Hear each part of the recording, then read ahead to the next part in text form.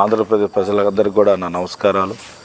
ఈరోజు చాలా దినమైన రోజు. ఎందుకంటే ఒక పేదవాడు 3 పూట్ల భోంచేయాలి, పేదవాడు లక్షాధికారి కావాలని తపన పడిన జగన్మోహన్ రెడ్డి మీద ఈరోజు రాయి ఇస్తాం. అదేమన్నా కంత మీద కానీ పడి ఉంటే ఎంత డేంజర్ చెప్పండి. అంటే ఒక మనిషిని ఇలా కూడా చేస్తారా? దేవుళ్ళ లాంటి మనిషి జగన్మోహన్ రెడ్డి గారిని, పేదవాళ్ళ కోసం బతికే మనిషిని పెత్తందారులు ఇలా కూడా ఉంటారు, పెత్తందారులు.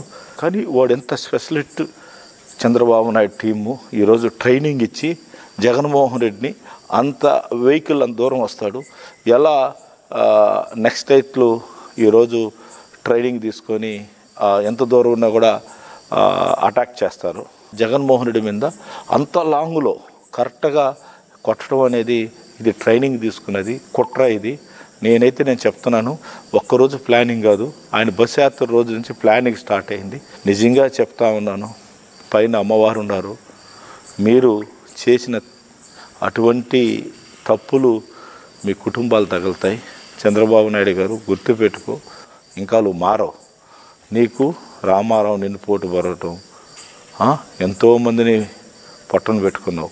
జగన్మోహన్ రెడ్డి కూడా అలా పొట్టను పెట్టుకోవాలంటే మేమందరం కూడా ఉన్నాం. ఈరోజు నువ్వేదో చేసి అలా ప్లాన్ చేసినావు, ఇది పద్ధతి కాదు. ఇస్తూనే ఉన్నాడు జగన్మోహన్, చెప్తానే ఉన్నాడు పెత్తందాలు ఇద్దాం అని ప్రూఫ్ చేశారు. కన్ను పోయింటే ఏంటండి, ఇక్కడ తగిలింది కాదు సరిపోయింది. ఒక్కరు కంటి లోపల పోయింటే కన్ను ఏం కావాలి అంటే ఏం చేయాలనుకున్నారు? మనిషిని సంపాలని చూశారు, అది ఇక్కడ పడింది. చాలా తప్పు ఇది. ఇటువంటి చర్యలు మేము సీరియస్ తీసుకుంటున్నాం. మర్యాద ఉండదు మీ అందరికి కూడా. ఇటువంటి చేయాలంటే ఒక్కరోజు కూడా మీరు రోడ్లో తిరగలేరు. ఒక్కరోజు కూడా తెలుగుదేశంలో ఒక్కడు కూడా రోడ్లో తిరగలేరు. కబడ్దార్, మర్యాదకి వార్నింగ్ ఇస్తున్నాం. నీకు నీ బ్యాచ్కి అంతా కూడా నువ్వు అరికట్టలేకపోతే యుద్ధం దిగినప్పుడు ధర్మ యుద్ధం చేద్దాం. నువ్వు ఓట్లు అడుగు, మేము ఓట్లు అడుగుతాం.